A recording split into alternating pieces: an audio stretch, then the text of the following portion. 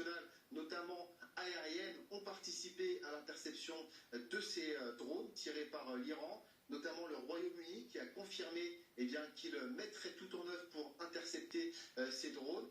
La défense aérienne jordanienne a aussi participé. C'est Ulysse qui nous confirmait tout à l'heure, Ulysse Gosset, qui nous expliquait que ces jets envoyés par l'armée jordanienne avaient abattu plusieurs drones. Et donc c'est toute une mécanique qui s'est mise en route. Notamment aussi la défense aérienne égyptienne qui était en alerte maximale. Maintenant, la situation, elle n'est pas figée, on l'a entendu tout à l'heure. Les sirènes ont retenti à Jérusalem, des détonations ont retenti dans le ciel de Jérusalem, et puis également des détonations, ça c'est l'AFP qui nous l'a dit il y a seulement quelques minutes, des détonations ont été entendues en Syrie, à Damas, là où l'annexe finalement du bâtiment du consulat iranien avait été touchée. Tamar Sebok.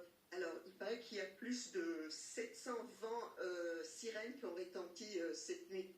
Et on n'est qu'au début de l'attaque. Ça veut dire que l'impact aussi en Israël est psychologique.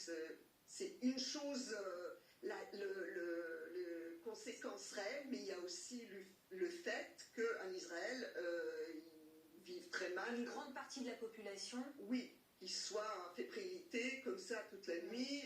Les Israéliens ne vivent jamais bien d'attendre une attaque. Ils préfèrent toujours être ceux qui font l'attaque